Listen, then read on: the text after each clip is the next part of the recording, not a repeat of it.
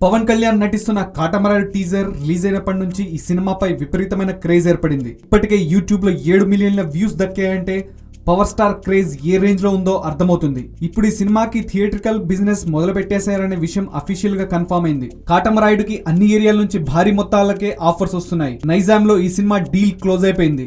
నా అభిమాన hero Pawan Kalyan movie కాటమరాయుడిని Nizam ఏరియాలో ఏషియన్ ఫిలిమ్స్ శ్రేష్ఠ మూవీస్ రిలీజ్ చేయబోతున్నాయి అంటూ నితిన్ స్వయంగా ట్వీట్ చేయడంతో ఈ చిత్ర నైజాం హక్కులు కుర్ర హీరోకి చేతికి వెళ్లాయనే విషయం కన్ఫర్మ్ అయిపోయింది. అయితే ఎంత మొత్తానికి ఈ రైట్స్ దక్కించుకున్నాడనే విషయాన్ని మాత్రం నితిన్ చెప్పలేదు. ఇండస్ట్రీ లెక్కల ప్రకారం ఇప్పటి వరకు పవన్ సినిమాలన్నిటికంటే కాటమరాయుడికి ఎక్కువ ఆఫర్ లభించిందని అంటున్నారు. డాలీ దర్శకత్వంలో తెరకెక్కుతున్న కాటమరాయుడుపై ఓ వారం క్రితం వరకు పెద్దగా క్రేజ్ లేకపోయినా 30 సెకండ్ల టీజర్ అందులో చెప్పిన ఒకే ఒక్క డైలాగ్ తో పవర్ స్టార్ లెక్కలన్నీ సరిచేశాడని చెప్పుకున్నారు ఇండస్ట్రీ జనాలు.